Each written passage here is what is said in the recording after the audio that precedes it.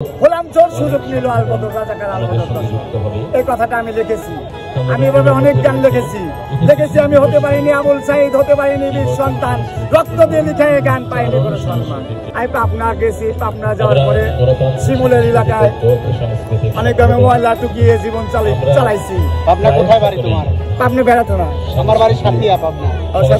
আমার বাড়ি বেড়াতো না। বেড়া কোথায়? হাটুয়ে আপনার খালার বাড়ির এলাকা। তারপরে মনে করেন যে আমি ময়লা গাড়িতে গেছি, খবর পায় দেখে শিমুল বিশ্বের লোক, সুইট সবনের লোক আমাকে বন্দি করেছিল, বাথরুমে পানি ছেড়ে দিয়ে বন্দি করেছিল।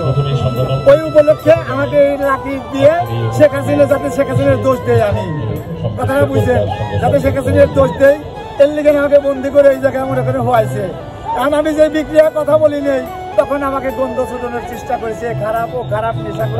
আমি তো বলেছি আমি আগের থেকে আমি নেশাখোর, আমি ছিলাম নেশাখোর, হলাম চোর, সুযোগ নিল আলবদর রাজাকার আলবদর। এই কথাটা আমি লিখেছি।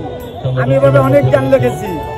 আমি হতে পারিনি আবুল সাইদ, হতে পারিনি বীর সন্তান, রক্ত দিয়ে লিখে গান পাইনি কোনো সম্মান। এভাবে আমি অনেক গান লিখেছি। তারা আমাকে গান উপহার দিয়েছে, তাই লিখতে হয়েছে। আজ 20 বছর আমার সংসার হয়েছে, সে সংসারে তো গন্ধ ছুটিনি। আজ কেন তোরা গন্ধ ছুটিয়ে আমার সংসার, পরিবার, সন্তানকে সে কথা আমি জানতে চাই সে তাদের কাছ থেকে।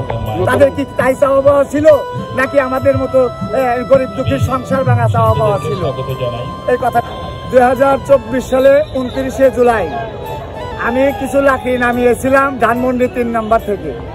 সে ধানমন্ডি 3 নম্বর থেকে লাকড়ি নামানোর পরে আমাকে প্রশাসনিকভাবে এবং কি ফরমারা প্রশাসনিকভাবে আমাকে ভয় দেখিয়ে সে লাকড়ি চুরি করে নিয়ে গেট জ্বালাও পোড়াও করে ছাত্রদের যে সঙ্গে চাওয়া পাওয়া ছিল, জ্বালাও পোড়াও করে আমি বস্তিতে বন্দি ছিলাম।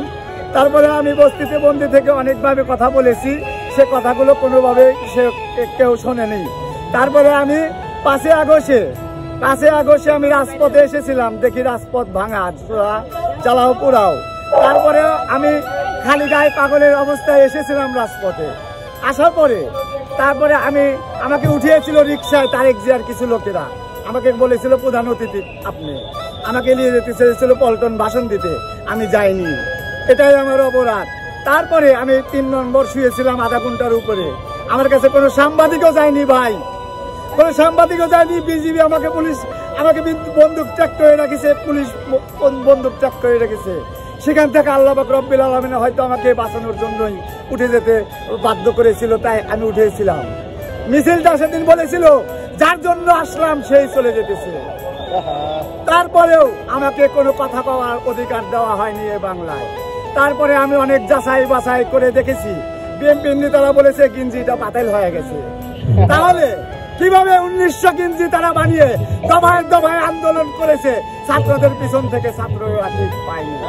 বিক্রির কথা বলেছে সেই সমানক, আমি তাকেও জুতা দেবে মারতে গিয়েছিলাম কিছুদিন আগে, 2 দিন আগে, 2 থেকে 3 দিন আগে আমি মারতে গিয়েছিলাম তাকে, সেও আমার কথার জবাব দিতে পারেনি। এখন আমি চাইতেছি আমার পরিবার, সন্তান সবকিছু কেড়ে নিয়েছে, ভুল বুঝিয়ে আমার সন্তান, পরিবার সবকিছু কেড়ে নিয়েছে। আমার যে সন্তান আছে এমপির ঘরেও নাই, সেই সন্তান কেড়ে নিয়েছে। আমি মসজিদে আগুন দিতে গিয়েছিলাম ভাই, মসজিদে আগুন দিতে গিয়েছিলাম, অনেক মোল্লা মুসল্লিকে ডেকেছিলাম, সেই রাত্রে তারা আসেনি, আমার কাছে আসেনি, যার ফলে আমি পেট্রোলের বোতল বানিয়ে মসজিদে আগুন দিতে গিয়েছিলাম। এক হুজুর ভাই এসেছিল, এসে বলেছিল যে রাত্রে সে ডেকেছে, তোরা আসিসনি কেন? তাই তো ছেলেটা এইভাবে এসেছে। আমার আল্লাহ পাক রব্বুল আলামিন সে জ্ঞান দিয়েছিল, আমি আর আঘাত করতে পারিনি। তখন আমার সন্তানকে আমি আঘাত করেছিলাম, 3 বছরের সন্তানকে, তাকেও বাঁচিয়ে দিয়েছে আল্লাহ, হয়তো একজনের হাতে ছিল তাই কান দিয়ে বাঁচিয়ে দিয়েছিল সেদিন।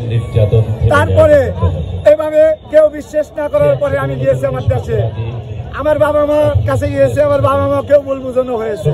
আমার বাবা মার সাথে আমি খুব খারাপ ব্যবহার করেছি ভাই, জীবনে যে খারাপ না করছে তার চেয়ে বেশি খারাপ করছে বাবা মার সাথে। তারপরে বাবা মার থেকে মাপ চাপছে। আমি পাবনা গেছি, পাবনা যাওয়ার পরে শিমুলের এলাকায় অনেক গ্রামে ময়লা টুকিয়ে জীবন চালাইছি।